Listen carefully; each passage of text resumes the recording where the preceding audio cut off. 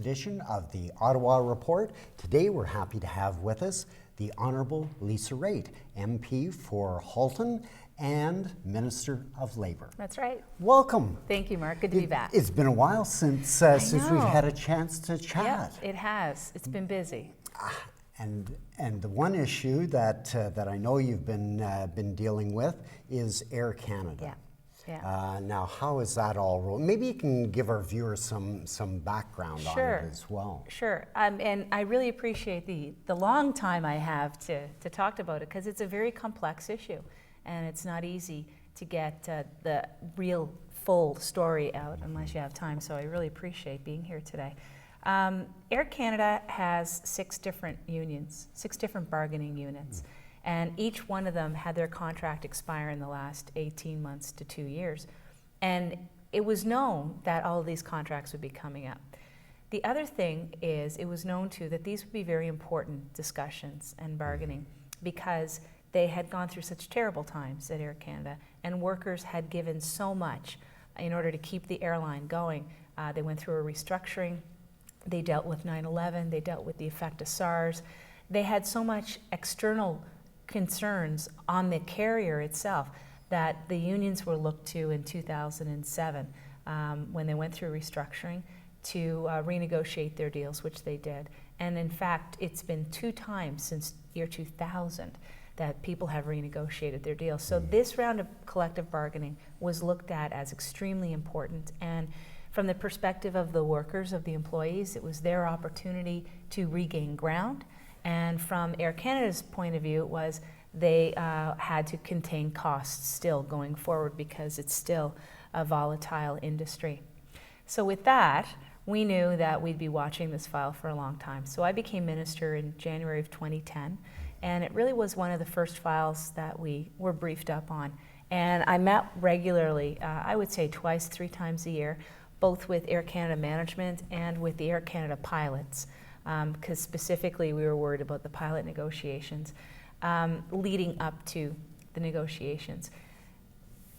We've gone through this past year of negotiations. The customer service agents and the concierges, the people who check you in, are represented by CAW, Canada Auto Workers. And they are the first ones to come to an impasse, and that happened last June. And the government, I, on behalf of the government, indicated that if there was to be a work stoppage, that we could see it being an effect on the economy. Now, I was very clear at the time. There was a 3-day strike, and it wasn't an instantaneous effect on the air carrier, but we knew it would unspool as time went by. So 3 days in, we put on notice that we were going to be introducing back-to-work legislation. In that case, the customer service agents and the management only had one issue that was left on the table, and that was pensions and how to deal with pensions going forward. And as a result of the back-to-work legislation, the 2 parties were able to deal with themselves and agree with themselves to finding their own process to get a deal. So they submitted themselves to binding arbitration, final selection, meaning the union puts their deal on the table, management puts theirs, position forward, arbitrator and the arbitrator picks one decides. or other, no down the middle, one or the other. And the union won. Their position was accepted as more reasonable by the arbitrator. So that was concluded. We didn't have to go through back-to-work legislation. The next ones up were the flight attendants, as represented by CUPE. Now, the flight attendants, we understand, were a different situation on whether or not the air carrier could run. And from our point of view, it would have a negative effect on the air carrier, again, as time unfolded, not necessarily immediately, but we were watching it carefully. The good news is that the flight attendants did reach a deal, and they reached a deal twice. But in both cases, the membership rejected the deals. So we had a bigger policy issue there, which was, well, what happens? How do you deal with that when the deals, like you and I do a deal, we shake hands, you go away and you say, my people are okay with it. The person at the table is unable to have their people agree to the deal, and it happened twice. Well, hopefully when you're in a situation like that, both of the people at the table can make a decision. Yes. But when they have to take that back to their members, that adds another element to it. It does. And normally, you know, I talked to Buzz Hargrove about this issue, and he said in his entire career, only once could he not get ratification of a deal. And, you know, Buzz has been around for a long time in some acrimonious situations, and it's a really important facet of the collective bargaining process that the people you're negotiating with have the confidence and the faith of the membership. So 2 times the flight attendants did not ratify their deals. As a result of that, I didn't introduce back to work legislation. They said they were going on strike. Instead, I had the bigger question of how do you deal with an issue where you can't get ratification? In this case, but in any case, how do you deal with it? So we asked the Canada Industrial Relations Board to look at this specific issue of non-ratification. When we sent it to them and the parties appeared, both the Flight Attendants Union and Air Canada Management said, well, while we're here, you know, we've worked a lot of stuff through, let's go to arbitration. And indeed, the chair of the CIRB took a small leave from the CIRB because she can't do it while she was acting as the chair, and was the arbitrator in the matter. And they ended up settling the matter. They both agreed that she was the appropriate one to make the decision. She listened to both sides, and she rendered a decision, and away they went. They had their deal. No back-to-work legislation, but lots of emotion. Lots of emotion. But there always is in these cases when contracts are coming up for review, particularly when a company like Air Canada is losing half a billion dollars or a quarter of $1 billion significant amount of money a year, and the real drag is those pensions and so on. But anyway, continue. It is. It's very true. So, but I fully understand, you know, and I think the thing to remember on that one, the flight attendants felt that they had been, their right to strike had been removed. But we didn't bring in back to work legislation. What we did was we asked the CIRB the question. When they're asked the question, there can't be a strike until they answer the question that we sent over to them on health and safety. So the flight attendants had their deal, and they continued through. So the next ones were a variety of smaller unions, dispatchers and schedulers, and they all concluded deals. And in one case, they concluded a deal which couldn't get ratified, but they went right back to the table, and they were there. Then we came to the 2 more contentious unions. One is the IMAW, which are machinists and baggage handlers and ramp people and cargo handlers. So these are the people who make sure that when the plane lands and taxis in, they dock up, all the stuff and the people come off of it, and you can pick them up on the other end. You pick up extremely later. Important. And not only that, mechanics. So if you've ever been on board an Air Canada flight and a light goes on in the cockpit, you have to call the mechanics in, otherwise the plane can't take off. So there's 83... Vital to the operation of the airline. Incredibly vital. 8,300 of them across the country. And if they go on strike or if they're locked out, it shuts down. Sit. Indeed.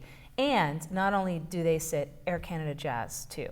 And that was the part that I think got lost in a lot of people talking about it, that these other flights could still happen. They can't, because Jazz relies upon the baggage handling and in some cases the ramp, and in some cases the mechanics. And we seem to be focusing on just passengers, but Air Canada, as with all airlines, is much larger than just passengers. It's the goods that they move and the businesses that they work for every day.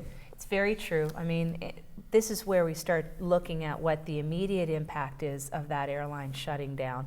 And in the case of the economy, it's what you said. You've got a lot of businesses that rely on just-in-time delivery. You've got a lot of communities that rely upon the only means of transport for passengers and for goods.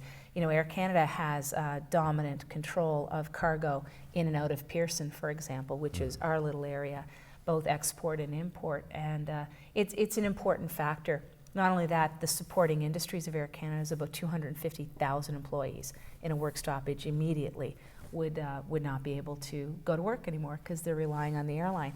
So we looked at that, and we knew that this was going to be a difficulty. So and this is all with a fragile economy. Yeah, we're worried about the economy because you don't want to have that kind of a jolt, because it can affect your businesses. And we really need business to continue to churn because we're doing good. You know, I know we get criticized by saying the economy is fragile, but yet you say in the other breath that we're doing well. But we are, but that wellness is still a fragile concept, and we want to make sure we're doing as well as we can to make it through what's going on outside in the world.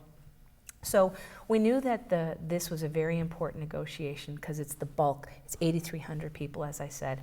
So I actually used the Canada Labour Code, but we appointed an outside conciliator in the process. Her name was Madame Louise Otis, and she was a retired judge from Quebec. So she came on board in December with the parties, and she worked them very well. And she was quite, I think the word used by somebody was she was a firecracker. She made sure that they got a deal at the table, and they did. Again, though, not ratified by membership, which was the difficulty. But she wrote me a report, and in her report, she said that as far as she was concerned, it was a fair and reasonable deal, which is good.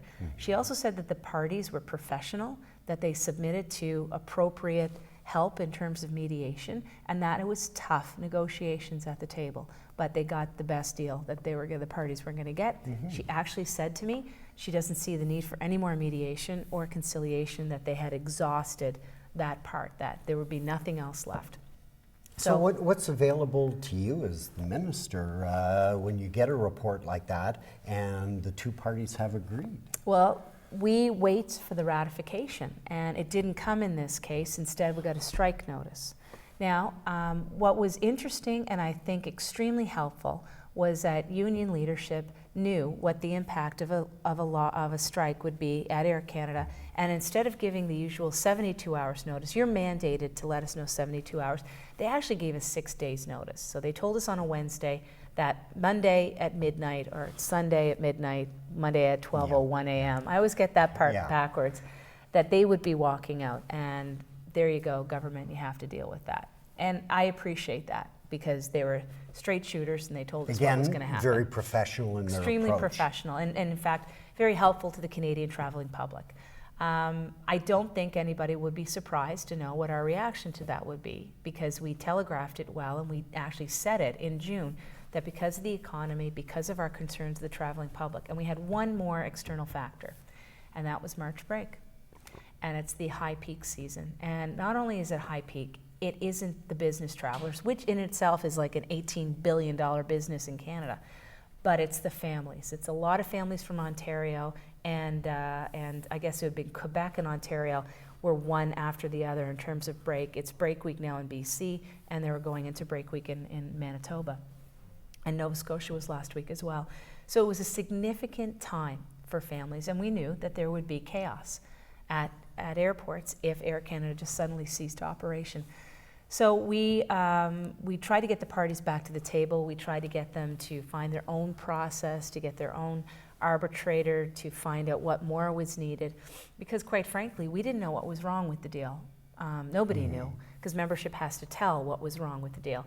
But I go back to the start of the story, which is there was a lot of pent up anger, I think, and expectation, that they had been given so much to their companies for so long. They had foregone raises, they had taken rollbacks, and now is their time to make it up. And the industry is changing almost on a yearly basis. Yeah. So that makes it difficult for everybody to come to terms with the way they are. Madam Minister, we're going to take a break, and then I'd like to come back to this issue. Yep, because we're almost at today. Almost at today. Yeah. And for our viewers, stay tuned and find out a little bit more about the Air Canada issue from Lisa Raitt, Minister of Labour and MP for Halton. For Halton. Thanks. And we'll be right back.